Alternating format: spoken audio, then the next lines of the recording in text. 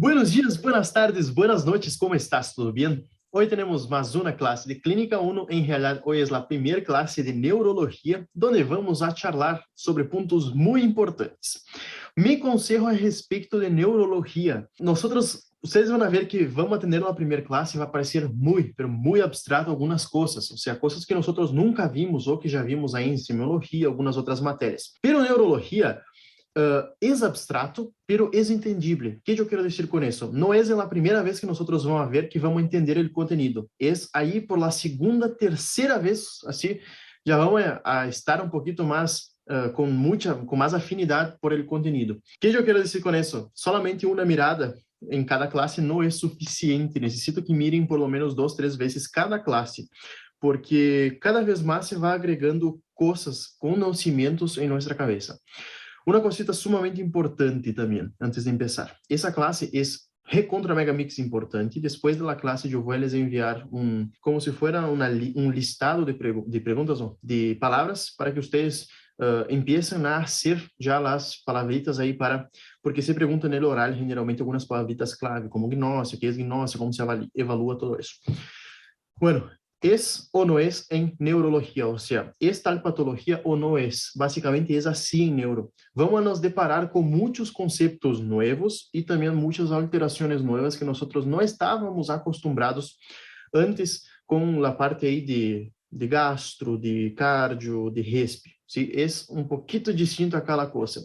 Pido que, por favor, prenda as pilas, sim, para começar com neuro, porque neuro realmente nós estudamos acá e utilizamos muito a cabeça para entender e para razonar o que passa com neurologia.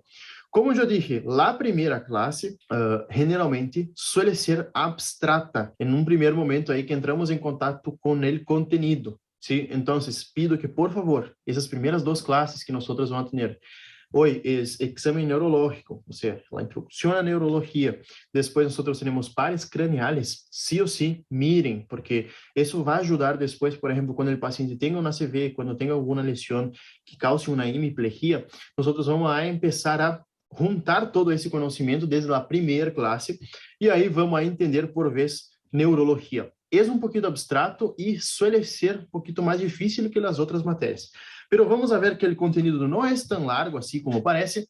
E bueno, vamos a empezar então com nossa classe de neurologia e vamos a prender fuego em las neuronas, basicamente. ¿Sí? Bueno, vamos tomar uma água, sempre agarrem a botella e aí vamos começar com nossa linda classe de neurologia. Me gusta muito neuro, pero como eu dije, é bem abstrato no início. Não te preocupes, porque seguramente vas a entender. E se não vas a entender, vai ter que tratar de entender, porque isso sim ou sim é sumamente importante. Bueno, vamos começar então com o básico. Quando estamos aí de guarda, tranqui, tomando uma água, ou um tere, ou um mate, vem um paciente que nos refere a alguma alteração que nós sospechamos que é neurológico. A primeira coisa que devemos sim ou sim pensar, obviamente que vai depender do paciente, vamos pensar que todo o paciente que tem algum transtorno neurológico vai ser considerado como urgente. ¿Por quê? As células, generalmente, de la glia e as células neuronais, as neuronas, são oxígeno-glucoso dependentes. O que quer dizer isso? Que em um período onde há pouca glucosa por um período permanente ou pouco oxígeno, por exemplo, na hipóxia e permanente, vai generar um dano neurológico. E como já sabemos, todo o dano neurológico generalmente não é, ou seja, não é como uma cicatriz. Se cicatriza aí não vuelve, não é como uma cicatriz que, por exemplo, quando rompemos a piel, queda de novo a piel de volta. No sistema neurológico, as células neurológicas não se conseguem regenerar e então há muerte celular, ou seja, há muerte neurológica. E quando há muerte celular de neuronas, ou de axones, o que seja, de células neuronais, nós temos um problema sério, porque é irrecuperável essas neuronas. E então o paciente pode ter danos que vão a perdurar para o resto da vida. Então, todo o paciente com signos e sintomas neurológicos devem ser considerados como urgentes justamente por conta disso.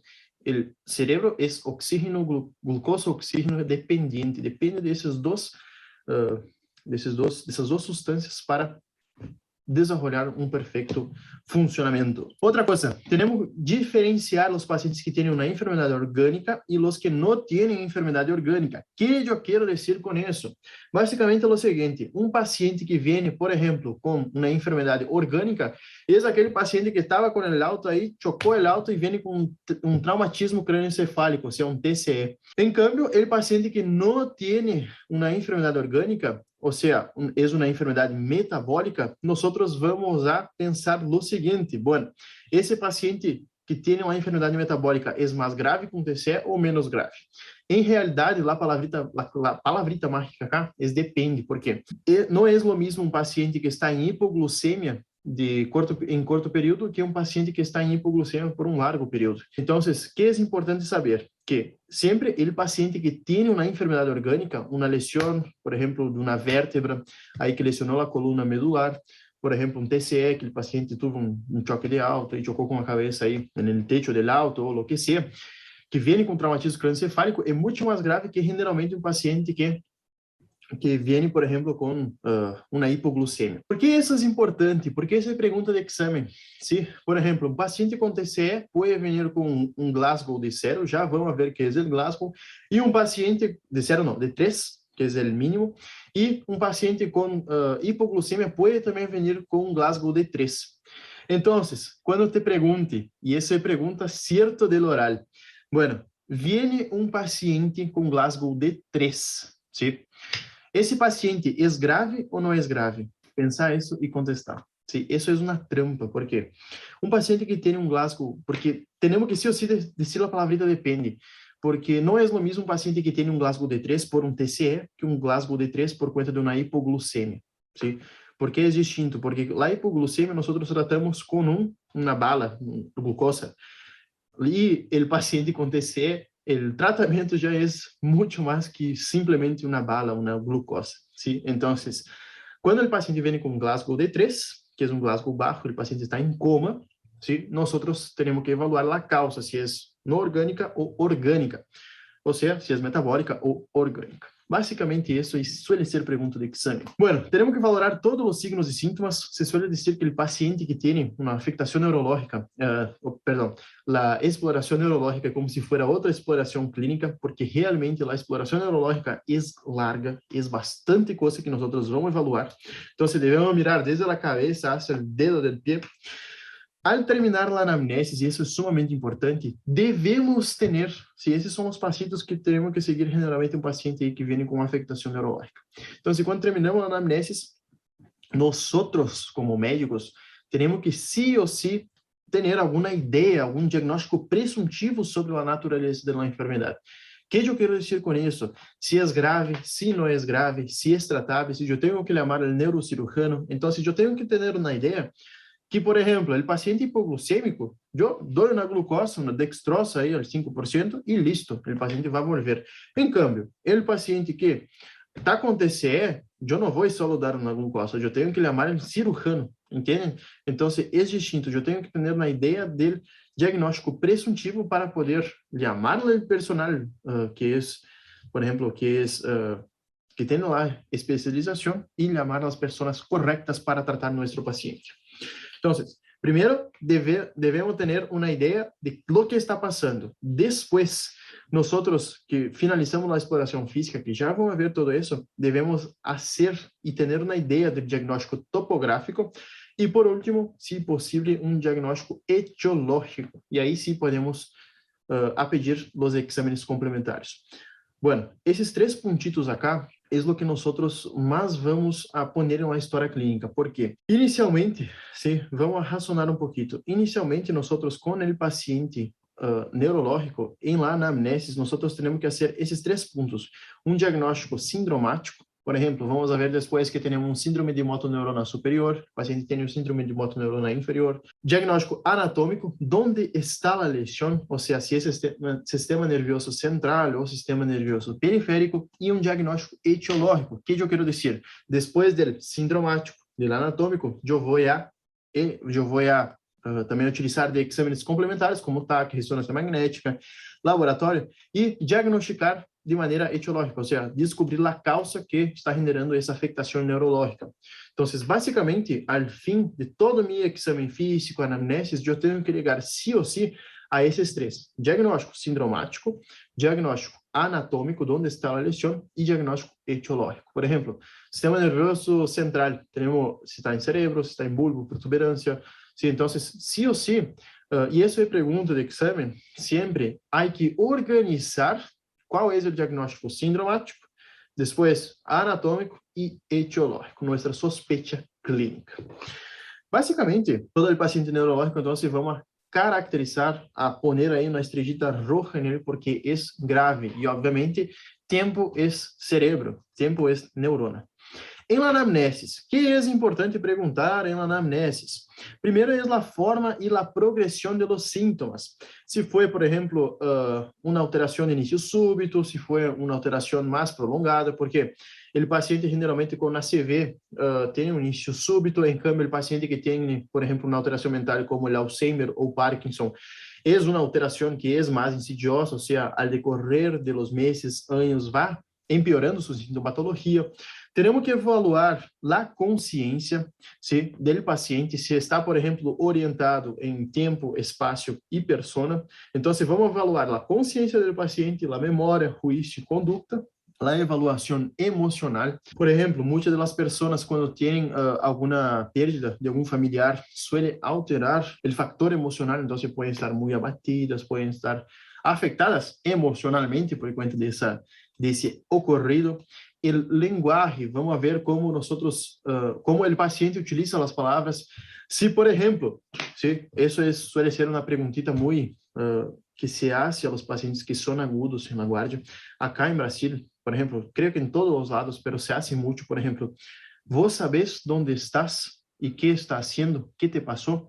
Sí, com essas perguntitas, nós conseguimos evaluar se o paciente está orientado em tempo e espaço, e persona, se o paciente, ou seja, se ele responde, eu sei que eu estou no hospital, me passou isso, por exemplo, tive um acidente de auto, agora estou aqui e, bueno, onde está minha família, todo isso. Isso quer dizer que o paciente está orientado em tempo, espaço e persona, e por el momento, porque acordando que, como é um paciente neurológico, o paciente pode evoluir e então essa orientação em tempo, espaço e persona pode se perder. Ou seja, o paciente pode depois não saber onde está, perguntar quem é.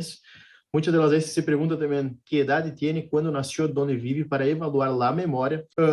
Então, com essas perguntitas básicas, quando o paciente vem, nós vamos a evaluar seu nível de consciência, se está orientado em tempo, espaço e persona, basicamente isso. Então, são com perguntitas acá bem específicas que nós vamos a evaluar se o paciente está bem, se está mal, e basicamente vamos a tirar nossas próprias conclusões a respeito do paciente. Por quê? Não é o mesmo um paciente que sabe que tem uma luz aí, que está no hospital e que vem todo o personal do hospital e sabe que passou, do que um paciente que, por exemplo, perguntamos, sabe onde está?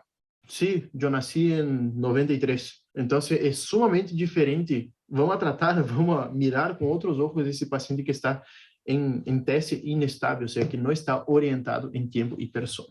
Obviamente que há alguns pacientes que podem vir, por exemplo, por um choque séptico. O choque pode causar alterações mentais.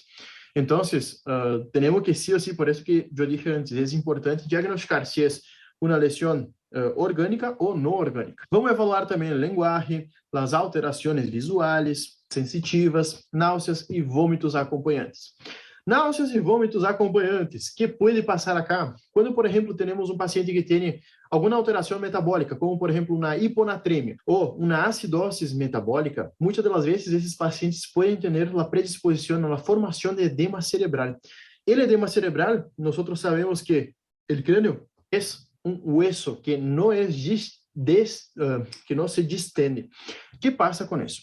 Por não se distender, quando temos a formação de edema cerebral, seja por causa generalmente metabólica, se ou também pode ser por um trauma, ou também pode ocasionar uns casos de ACV hemorrágico, a sangue jorra assim no encéfalo e então se comprime o cérebro e altera a consciência do paciente. Por que é importante saber isso? Porque Cuando el paciente tiene hipertensión endocraniana, las náuseas y los vómitos, principalmente los vómitos, son característicos de hipertensión endocraniana, los vómitos en chorro, ¿sí? Vómitos en chorro. El paciente no es que vomita y cae ya. El paciente vomita y acerta ahí cinco personas al mismo tiempo. Va lejos el vómito, entonces no es bien sencillo así. Entonces, bien importante evaluar si, por ejemplo, tiene vómito en chorro, que ahí nos hace sospechar de un edema cerebral. Bueno, importante, historia familiar, antecedentes personales y patológicos. Y ahí sí nosotros, después de hacer toda la anamnesis, el examen físico de este paciente, vamos a tener una idea si es un paciente muy grave, paciente moderado grave y paciente leve.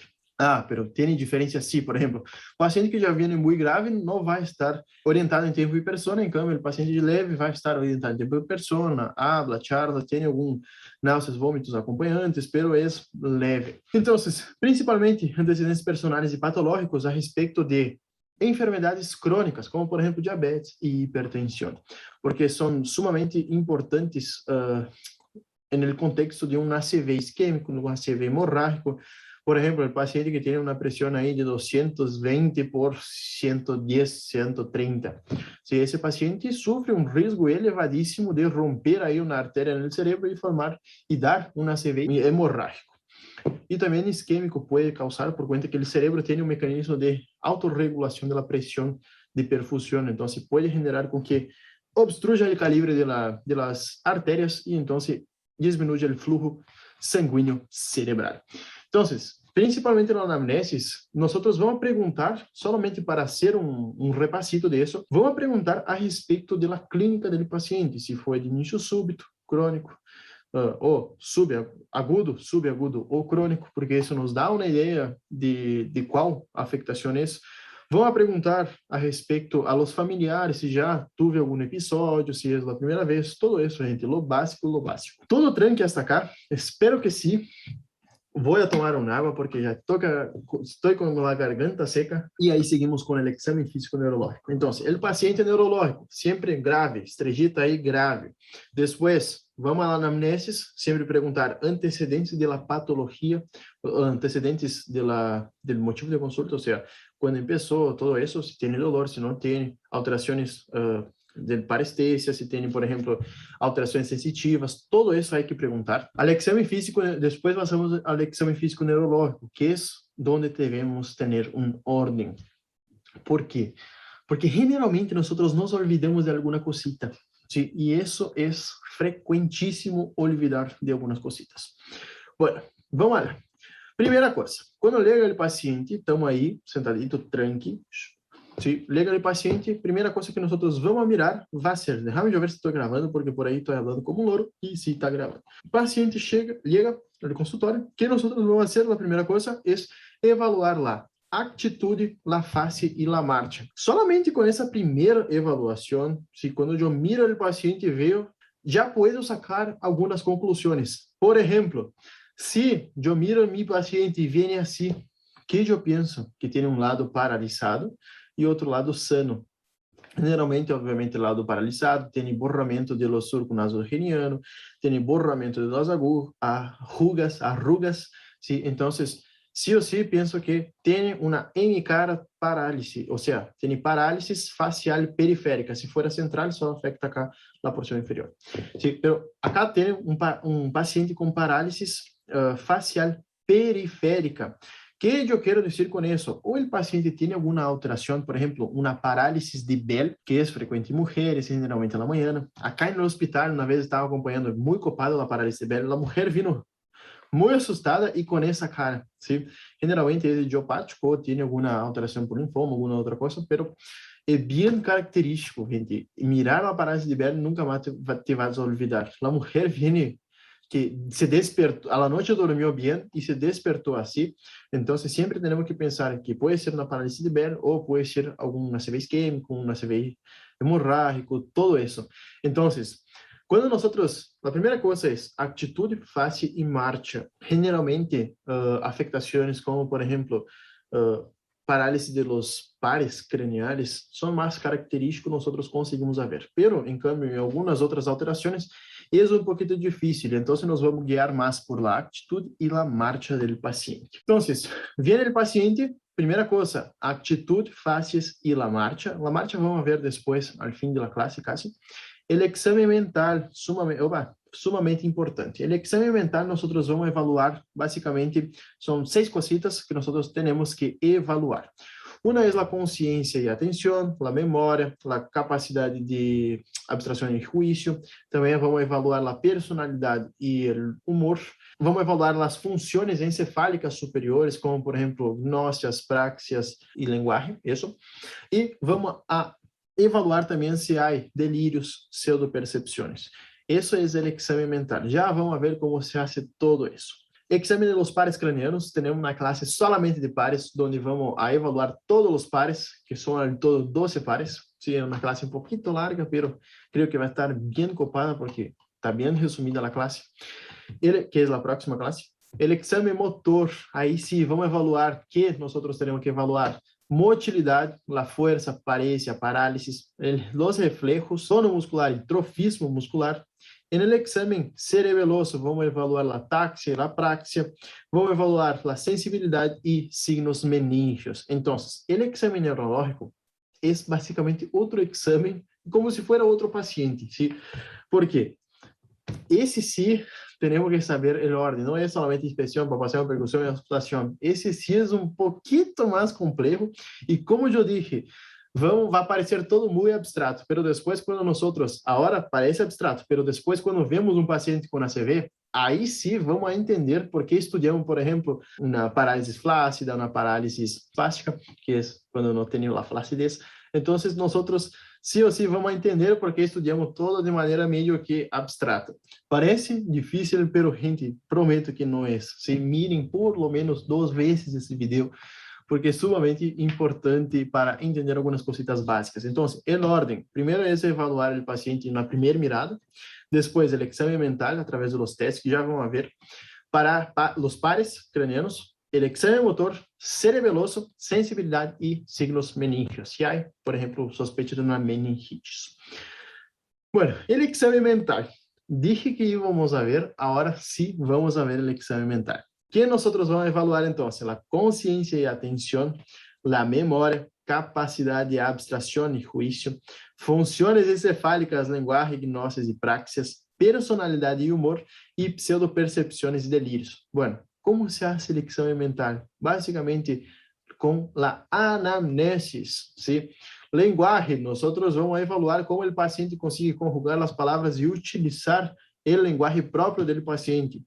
Por ejemplo, preguntamos alguna cosa para él, saber qué está haciendo acá. Si él dice auto, teléfono, algo así, obviamente que no está normal. Si es distinto, yo estoy en el hospital, me pasó eso, o no sé qué me pasó, yo vivo en casa, vivo en tal lugar, entonces es distinto, es distinto.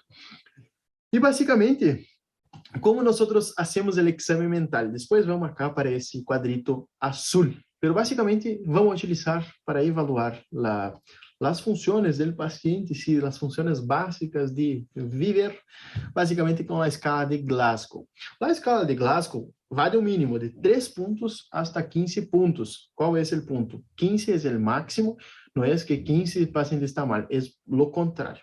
Cuanto menor el Glasgow de nuestro paciente, peor va a ser su, no pronóstico, sino que peor va a ser su alteración mental. ¿Por qué? Un paciente que tiene un Glasgow de 15, ¿sí? 15 es normal. Un paciente que tiene de 13 a 15 puntos es un paciente que tiene una alteración mental leve. Paciente que tiene de 9 a 12 puntos é paciente com alteração mental moderada e menor igual a 8 é um paciente grave.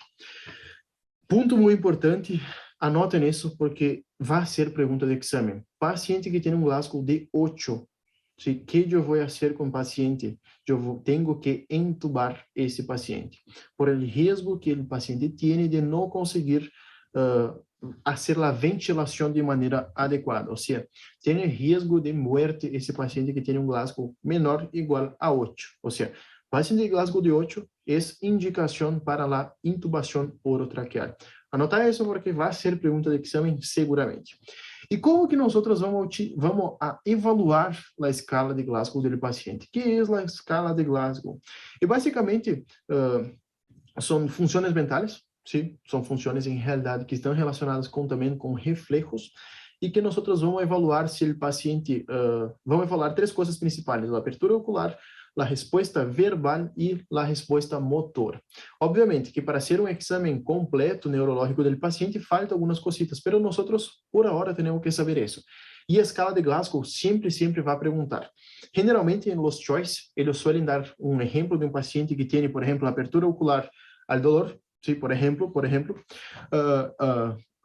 el estímulo, la respuesta dolorosa es que localiza el dolor y la respuesta verbal, por ejemplo, está confuso. Qual é o Glasgow do paciente? Generalmente, eles te vão dar um caso clínico e suele dizer somente essas três coisas: ocular, verbal e motor. Bueno, ¿por qué nosotros vamos a invertir el orden? Vamos primero a motora, verbal y después ocular. Justamente porque el número de cosas que nosotros vamos a evaluar van a ser distintas. Por ejemplo, en la apertura ocular vamos a evaluar 4 cositas, respuesta verbal 5 cositas y motora 6 cositas. Vamos a inverter para ser un poquito más fácil. Bueno, resposta motora, vamos evaluar 6 coisas. ¿Sí? Já memoricem isso. Motora, eu tenho 6 coisas, 6 pontos aí que eu tenho que me acordar. É importante saber as definições, ou seja, qual é cada puntito. Resposta verbal, são 5 pontos, 5 tópicos que eu tenho que saber, e apertura ocular são 4 tópicos. Bueno, vamos começar por a resposta ocular, que são 4 tópicos. Depois, vocês vão ver como, se nós invertimos, começando por la motora, queda mais fácil. Bueno, apertura ocular, são 4 pontos. Se, por exemplo, o paciente tem abertura espontânea, são 4 pontos. Se o paciente abre o ojo, quando nós chamamos o paciente, são 3 pontos. Se, por exemplo, ao estímulo doloroso, o paciente abre o ojo, aí são 2 pontos. E se não abre nem a estímulo doloroso, é 1 ponto. O que eu quero dizer com estímulo doloroso? É basicamente assim. No hospital, nós vamos ver que alguns médicos que não têm uma técnica adequada, muitas das vezes generam peliscones, se peliscam a pessoa para que se despierte. Por favor, nunca haga isso, porque al peliscar, dependendo do paciente, da pele do paciente, todo isso, principalmente os ancianos, podem quedar com marcas acá por exemplo, pode romper um vasito e pode sangrar, e pode generar hematomas. Qual é o ponto? Petecas não, púrpuras. Qual é o ponto? Gente, isso pode ser um motivo para que o paciente te ponga um juízo de mala praxis, ou seja, te pode levar um processo por conta disso. Então, eu quero evaluar o Glasgow do paciente, mas o paciente está com os olhos cerrados, eu não vou peliscar, porque senão pode tomar um processo. O que eu vou fazer, então, nesse caso? Hagan una cosita, pongan así la mano cerrada con acá los huesitos acá de la mano y pongan su esternón, ¿sí? Y rasquen así, con fuerza. Hagan y sientan el dolor. Duele mucho. Sí, hagan, pueden hacer. Duele mucho. Entonces, es eso lo que nosotros vamos a hacer en nuestro paciente. Poner acá en el esternón, esa parte de los dedos, ¿sí? E vamos a frotar acá. Gente, duele muito. Generalmente, se o paciente não desperta com isso, obviamente que tem abertura ocular, não tem abertura ocular, então é 1 ponto. Pero se o paciente abre quando nós frotamos, que duele muito essa região acá do esternón, abre os olhos, aí tem abertura ocular al dolor. Bueno, resposta verbal. Como nós vamos evaluar a resposta verbal? Obviamente, se nós charlamos normal com o paciente está orientado. Paciente confuso é quando não sabe onde está. Paciente que habla palavras inapropriadas, por exemplo, vai tomando, se grita palavras inapropriadas, ou seja, não tem relação com o contexto. Paciente que não habla palavras, senão que emite ruídos a hora, suma 2 pontos e se não habla nada, é 1 ponto. Ou seja, paciente orientado, charla normal. Confuso, não sabe onde está. Palabras inapropriadas, no tiene contexto con nuestra conversación. Paciente emite palabras incompreensivas, serían ruidos, por ejemplo, grita, no habla nada, solamente grita. Y si no, ni grita, es ninguno. Ahí suma un punto. Bueno, respuesta motora. Paciente obedece a los comandos, o sea, yo pido para apretar, consigo apretar, yo pido para levantar las manos, levanta las manos. Paciente que localiza el dolor, por ejemplo, yo toco acá, hago sí, le cutuco, sí, le toco acá y pido, ¿consigo localizar el dolor? Sí, el paciente viene y localiza el dolor. Bueno, cuando yo hago, por ejemplo, dolor al paciente, provoco dolor al paciente, retira el miembro, ¿sí? Retira el miembro, o sea, siente el dolor, por ejemplo, acá y tiende a retirar.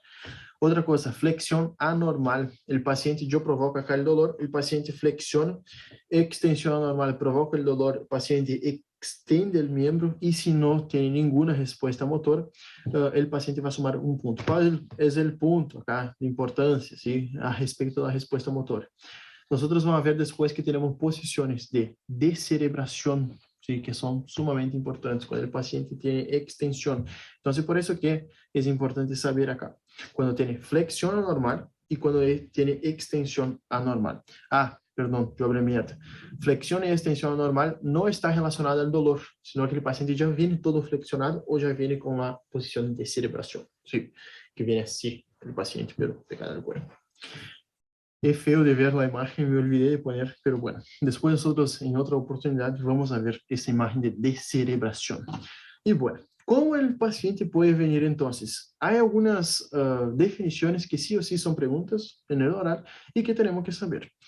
Generalmente los choice, lo que pregunta es como yo hablé, te da un paciente con la respuesta motora, ocular y verbal, y ahí tenemos que saber cuál es el Glasgow del paciente, y ahí tienen el choice.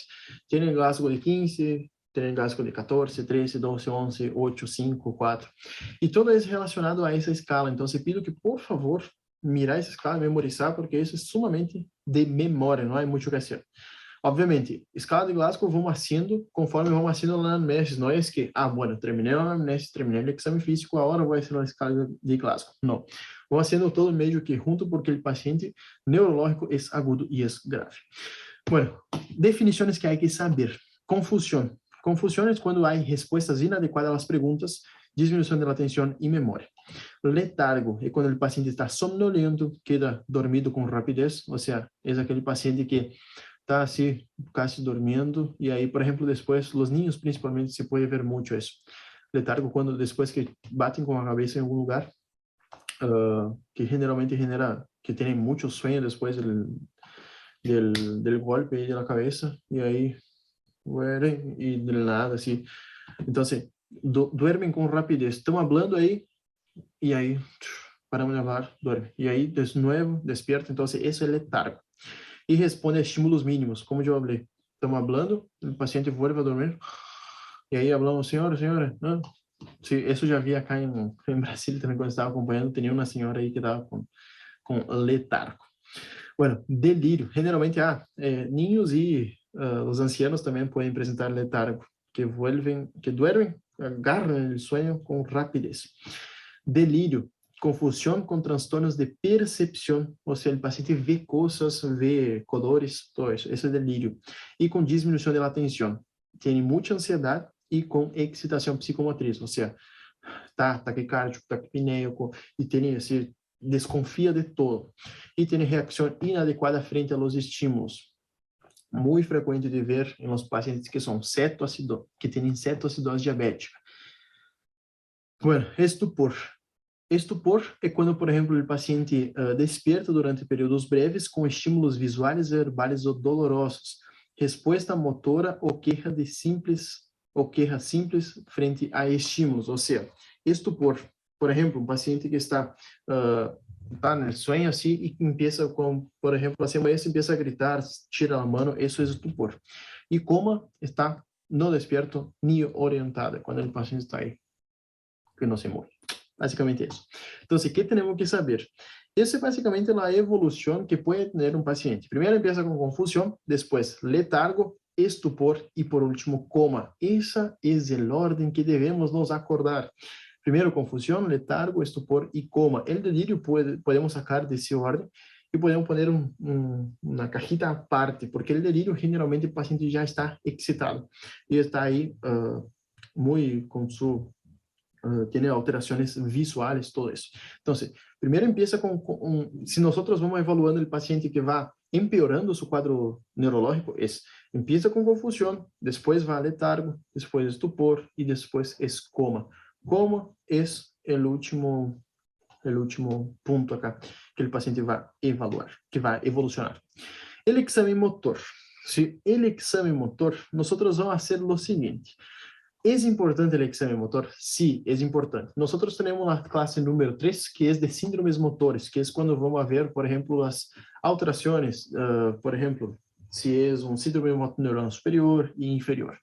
Pero, por ahora, nosotros sí o sí debemos saber algunas cositas básicas, para después llegar a la clase sabendo las definiciones básicas. Bueno, a la inspección del examen motor, cuando hacemos el examen motor, vamos a ver que, por ejemplo, el paciente puede tener fasciculaciones, atrofia muscular, y eso es sumamente importante, hipertrofia, pseudohipertrofias, calambres o contracturas, fibroses y retracciones. Entonces, el examen motor, si nosotros vamos a razonar un poquito, es como si, por ejemplo, evaluar la piel, músculo y hueso. Eso consta el examen motor. Obviamente que tiene más cosas involucradas, pero tenemos que nos acordar de piel, músculo y hueso. ¿Por qué? Por ejemplo, si nosotros, hay muchas personas que en los casos, ahí está, tiene un mosquito acá.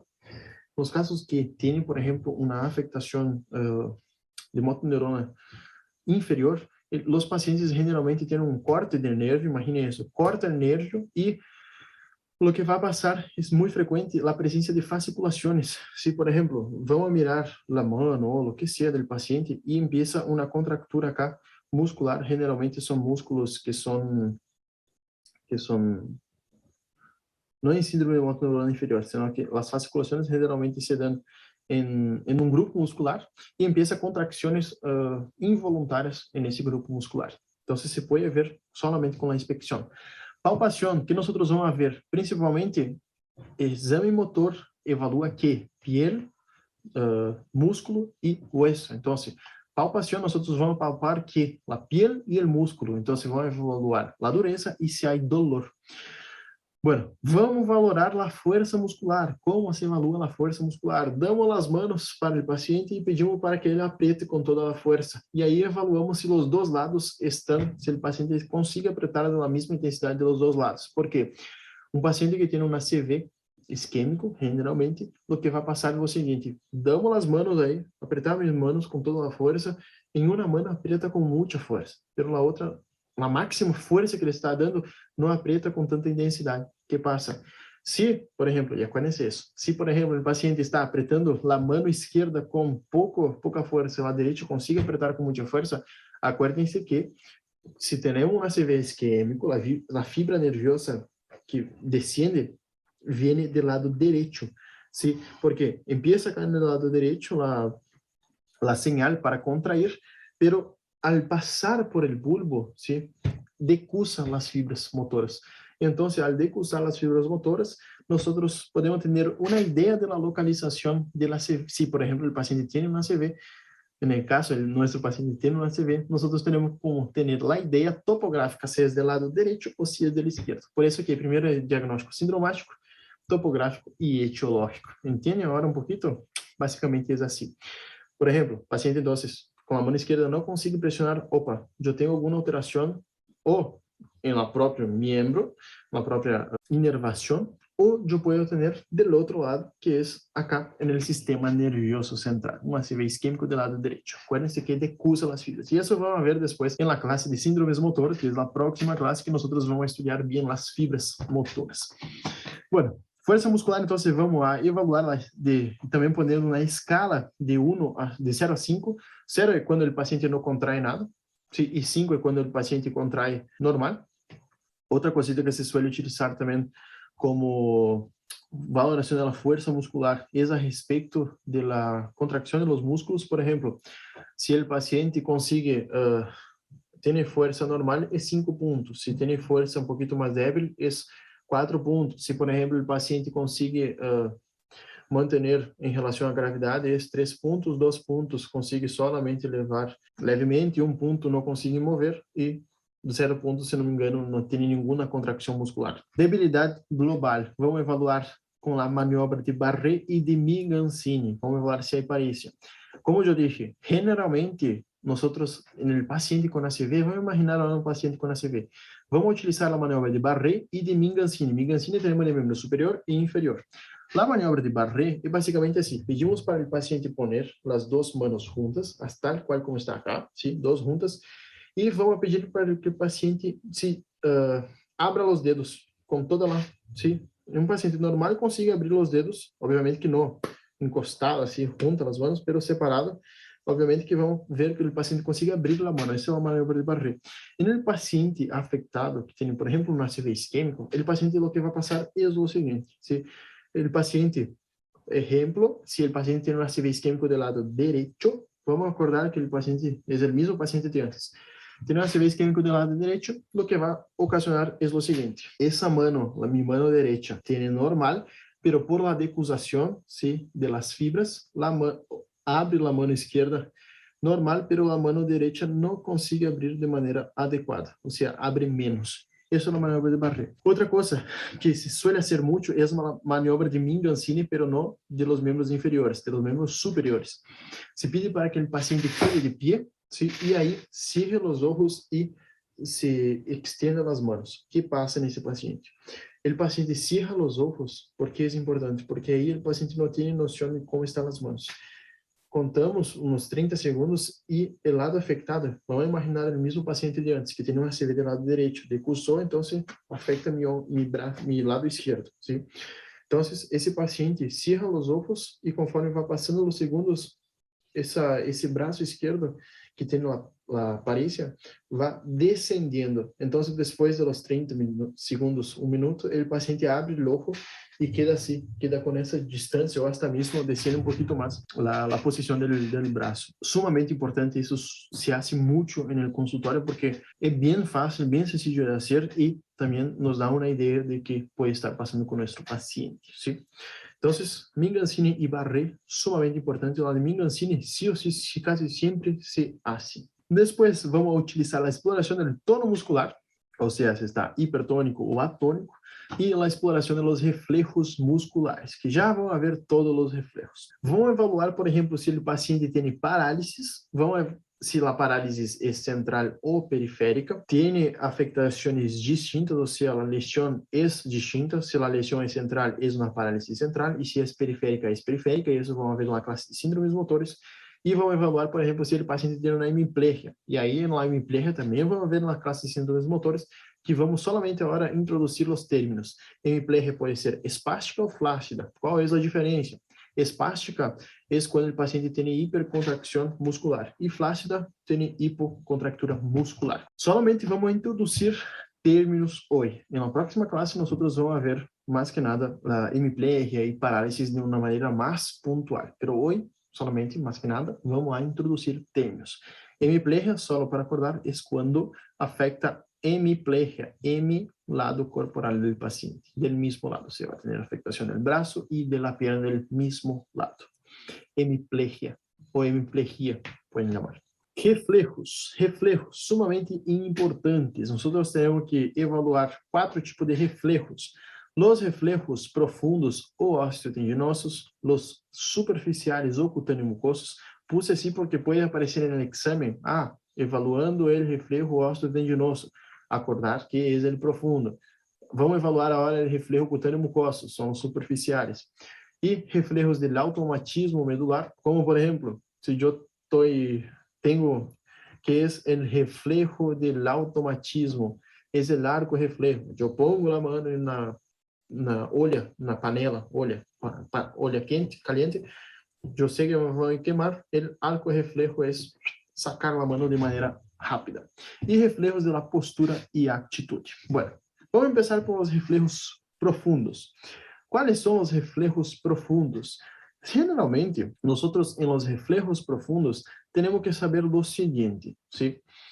Vamos evaluar se há contracção muscular involuntária, se é imediata e breve percutir um tendão ou um hueso em um ponto determinado. Essa é a definição de reflejo profundo. Então, quando percutimos um tendão, ¿sí? ou um hueso em um ponto determinado, vai produzir a contracção muscular involuntária e imediata e breve. Então, reflejo profundo, nós vamos evaluar percutindo um hueso ou um tendão. O que é importante saber disso? Se o paciente está mirando, vamos, por exemplo, percutir o tendão do bíceps, que é acá. Se o paciente sabe que nós vamos percutir o tendão do bíceps que está mirando, o reflejo não sai.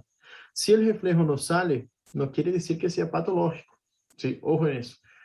Não quer dizer que seja patológico. Por quê? O paciente pode estar mirando aí, pensando que vai ocorrer. Por exemplo, se nós vamos fazer reflejos de nós mesmos, provavelmente alguns de nós não vai sair de reflejo, porque nós vamos estar pensando aí que vai ocorrer e então nós cagamos com o reflejo, com o médico que está nos evaluando. Então, que é um reflejo profundo? É uma contracção muscular involuntária, imediata e breve depois de percutir um tendão ou um hueso. Bueno, nós vamos falar que desse reflejo. Nós vamos evaluar a viveza e amplitude, se é hipo ou hiperreflexia. Ou seja, por exemplo, se eu percuto acá, o normal é vir assim. Se eu tenho uma hiperreflexia, e por exemplo, se o paciente vem hasta arriba, se eu tenho hiporreflexia, eu percuto e leve, então vamos evaluar a amplitude. Zona reflexógena, se há um aumento ou diminuição, por exemplo, generalmente os reflejos suelen ser bem específicos do lugar onde vamos percutir. Pero, por exemplo, eu percuto acá no antebraço e o paciente contrai, aí temos um aumento da zona reflexógena, e aí nos hace pensar que o paciente pode estar dissimulando. Número de respostas por estímulo, por exemplo, se eu percuto uma vez e o paciente hace 2 vezes, e músculos que respondem, se ela difusão, se é, por exemplo, o músculo que eu percuti, por exemplo, o tendão do bíceps de ahora. Que é importante saber de reflejos profundos e isso sí ou sí hay que memorizar. Não há que fazer. Pregunta muito isso. A metâmara que nós evaluamos al hacer reflejos profundos, ou seja, não hacemos os reflejos profundos para ver se o paciente mueve, que lindo que é. Simplesmente vamos a evaluar os reflejos, basicamente para pensar onde está mi lesão neuronal. Por exemplo, um paciente que chocou o auto. ¿Sí? Imagine que tá 2 pessoas, chocou o auto. O motorista, ele que estava manejando, teve uma lesão a nível de C7, ¿sí? C7. E o paciente, por exemplo, el que estava ao lado aí, o carona, ¿sí? Teve uma lesão a nível de T5, por exemplo. Qual é, como nós vamos evaluar isso quando o paciente chega de maneira aguda em nosso consultório, ou seja, não em consultório, sino que na emergência. Vamos evaluar a partir dos reflejos. Por quê? Se, por exemplo, nosso paciente aí teve uma lesão a nível de C6, C7, o paciente não vai ter o reflejo biceptal presente, ¿sí? E o outro que estava aí ao lado, que teve uma lesão a nível de T4, T5, hasta mesmo T6, aonde vai apresentar a alteração. Por exemplo, não vai apresentar, se é T4, não tem reflejo pectoral, pero isso generalmente não se hace, pero temos que mirar que o paciente vai ter os reflejos de la parte dos membros superiores, pero não vai ter os reflejos depois dessa lesão. Basicamente isso. Então, que se pergunta, quais são os reflejos que nós mais utilizamos e qual é a metâmara que nós evaluamos? Por exemplo, reflejo biceptal, vamos evaluar como está a união aí de C5 e C6. Reflejo del pectoral generalmente não se hace. Reflejo estilo radial, esse sim se hace, evalua a nível de C6. Por exemplo, se a lesão foi abaixo de C6, foi, por exemplo, T3, vai ter todos esses reflejos presentes e ok. Se foi T6, por exemplo, sim, acá. Se, por exemplo, e esses vai estar ausentes, os de abaixo. Se, por exemplo, o paciente teve uma lesão solamente a nível de C5 já, que lesionou a medula espinhal, provavelmente não vai ter nenhum reflejo osteotendinoso. Basicamente isso. Então, o que temos que saber? O reflejo biceptal, sí ou sí, evalua C5, C6, estilo radial, el reflejo tricipital, que evalua C7, reflejo de los flexores del dedo, reflejo patelar y reflejo anquileo. Básicamente esos son los reflejos que sí o sí nosotros tenemos que saber. Y saber la metámara, obviamente. O sea, si nosotros hacemos un reflejo, tenemos que saber por qué estamos haciendo. ¿Cuál es ese reflejo? Ese reflejo es el mentoniano, reflejo mentoniano. Esse é o estilo radial, ¿sí? Estilo radial. Miren, el mentoniano, el paciente cierra el mentón. Estilo radial tiene pronosupinación. El próximo es el tricipital. Tricipital, extensión del antebrazo. Reflejo anquiliano. Anquiliano tiene extensión del pie. Reflejo patelar. Patelar tiene extensión de la pierna. Y reflejo bicipital tiene la contracción, la flexión del bíceps. Bueno, ¿qué nosotros tenemos que saber de todo eso? Las metámaras que nosotros estamos evaluando. Básicamente eso, es bien sencillo de hacer. ¿Cuáles son las alteraciones que nosotros podemos tener cuando vamos a evaluar el reflejo? Hiperreflexia. El paciente tiene una respuesta más brusca, intensa, amplia y rápida. E aí vamos sospechar de lesão de via piramidal, que já vamos ver na próxima classe isso. Clonos. Clonos é quando o paciente tem contrações involuntárias e rítmicas. Essas são definições que sí o sí se perguntam, por isso eu puse. São contrações involuntárias. Isso é hiperreflexia. Por exemplo, pateamos, o paciente tem uma maior resposta mais brusca, intensa, rápida. Clonos é, por exemplo, contrações involuntárias e rítmicas em determinados grupos musculares por extensão brusca e passiva de los tendones. Síndrome piramidal. Ou seja, vamos, por exemplo, a hiperextender um tendão e aí o paciente empieza com clonos. E sincinesias são, por exemplo, músculos voluntários e que são a menudo conscientes que se produzem quando realizam movimentos voluntários e conscientes. O que eu quero dizer com isso? O lado que está afetado, imaginem agora o paciente quando se vê esquema. Bueno, sincinesia, por exemplo, se diz que a sincinesia é um movimento de imitação. Por exemplo, o lado que está afectado é o esquerdo, ¿sí? Y el lado sano es el derecho. Bueno, entonces yo levanto la mano derecha, el lado que solo quiero levantar la mano derecha, ¿sí? El lado izquierdo inconscientemente levanta también y deja igual. Eso es sincinesia. Y todos tienen alteraciones de la vía piramidal. Tenemos vía extrapiramidal y vía piramidal que vamos a ver en la próxima clase. Entonces, sincinesia tenemos global de coordinación y de incoordinación, ¿sí? Pero generalmente la global es la que más vamos a ver, que movimentamos el lado sano y el lado enfermo se realiza básicamente el mismo movimiento. Básicamente de reflejos superficiales, nosotros tenemos que saber lo siguiente.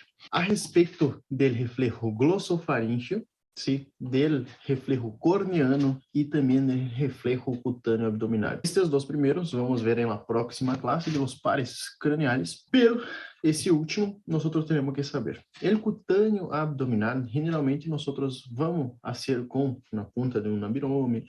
Algunos autores dicen que se puede utilizar la punta de un alfiler y nosotros vamos desde la porción externa del abdomen, ¿sí? Y vamos hacia el ombligo. Generalmente lo que pasa es lo siguiente, hay contracción del ombligo hacia ese lado, eso es lo normal. Y cuando no hay contracción del ombligo, o sea, que va en dirección al estímulo, nosotros vamos a tener el reflejo cutáneo abdominal abolido. Básicamente eso es bien sencillo. El cutáneo abdominal es uno de los más sencillos de hacer y de saber también. Bueno, esse reflejo, sumamente importante, sempre se pergunta em los exames, que reflejos é esse? Esse é o reflejo de Babinski. Basicamente, nós vamos a hacer assim, vamos desde a ponta acá, de la porção externa do pé, e vamos com uma ponta, generalmente, no. Alguns autores dizem que tem que ser um alfiler, mas generalmente se utiliza o abirome. Vamos desde a punta externa acá hacia, haciendo todo esse recorrido nessa direção. Pensamos acá debaixo e vamos hacia el dedo gordo.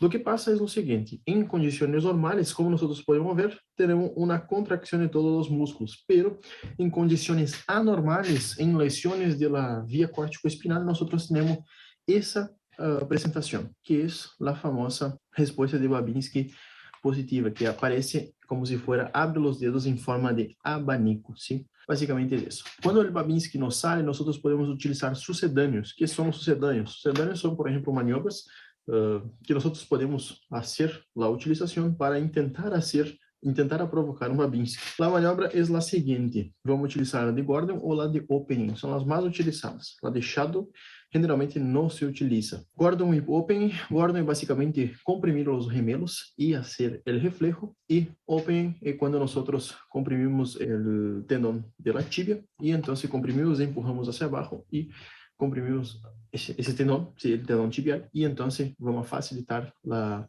apresentação de Babinski. Reflejo de Babinski positivo, então, quando os dedos abrem em abanico. E Babinski negativo é quando nós temos um paciente que não tem lesão na via córtico-espinal e não apresenta o reflejo de Babinski. Basicamente é isso, bem sencillo. Como nós vamos evaluar o tono de nosso paciente? Basicamente, o que é tono? Tono é um fenômeno reflejo de semitensão do músculo. Isso é tono e se pergunta, na hora do exame, se pergunta aí no horáriozinho, decime uma definição de tono. Como nós vamos explorar? Podemos explorar de maneira passiva ou ativa. Generalmente, se explora de maneira ativa. Vamos explorando como resistência ao desplazamento, ou seja, agarramos, por exemplo, um membro do paciente e movemos. Se vemos que está hipotônico, quer dizer que se move em qualquer direção com muita facilidade. Se tem resistência ao movimento, por exemplo, se nós intentamos cerrar e o paciente não cerra, ou se tentamos extender e o paciente não extende, e a passividade e extensibilidade, basicamente é isso que já falamos. Quais são as alterações? Podemos ter hipotonia, que por exemplo, quando temos um bebê que está dormindo e está hipotônico, se não tem nenhuma contração muscular, parece hasta mesmo que pesa mais de lo que realmente pesa. E temos também distonias, paratonias, miotonia ou asterixis. Distonias estão mais relacionadas com a hipertonia e hipotonia, sim, em relação ao movimento. A paratonia é uma alteração também do tono, e miotonia e asterixis. El asterixis é quando nós podemos fazer no paciente que tem a encefalopatia hepática, vamos fazer a maniobra aí para ver se tem algum grado de asterixis e, por exemplo, damos cinco ajudas acá na mano e o paciente queda com o asterixis ou flapping. Basicamente é isso o que temos que saber. Se a avaliação do tono, então, é um fenômeno reflejo de semitensão, e que nós vamos evaluar a resistência ao desplazamento, a passividade e extensibilidade. Basicamente isso é o que se pergunta. E por último, nós chegamos à avaliação do trofismo. Que é a avaliação do trofismo? É o trofismo de los músculos. Estou um pouquinho com dor de cabeça agora, pero bueno. É o trofismo de los músculos. Que é o trofismo de los músculos? É, por exemplo, um paciente que está hipotrófico ou atrófico. Sim? Nós vamos explorar o trofismo a partir da palpação e inspeção, basicamente. Na inspeção, nós já, quando miramos um paciente, por exemplo, que vai todo dia no ginásio a ser músculos, ou seja, tem muita força, vemos que tem uma leve hipertrofia, ou alguns pacientes, algumas pessoas têm muita hipertrofia. Hipotrofia é basicamente o contrário. Os pacientes que não são muito maromas, ou seja, não são muito grandes, então são bem hipotróficos. Então, como nós vamos evaluar o trofismo do paciente a partir da inspeção, da piel, faneras, volume e relieve muscular e fasciculações. E a palpação, vamos apalpar, ver o volume, relieve e elasticidade, ou seja, quanto mais duro, mais hipertrófico. E quanto mais blandito, mais hipotrófico. Então, quais são as alterações diacatráqueas?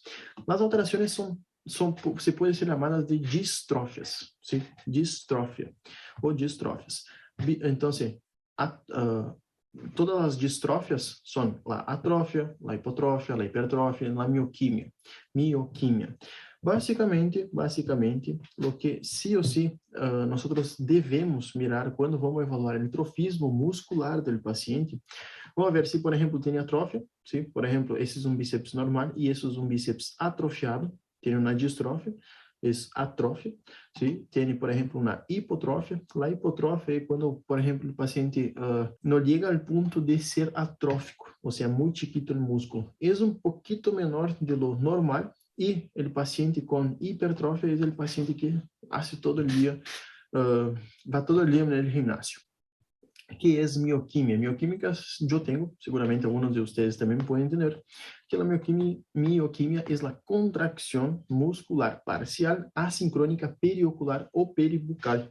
¿Qué es eso? Miren acá arriba y después acá abajo, ¿sí? Miren, esas son las contracciones que a nosotros no le gustan y cuando estamos generalmente muy cansados. Esos son mioquimias, contracciones musculares que son involuntarias.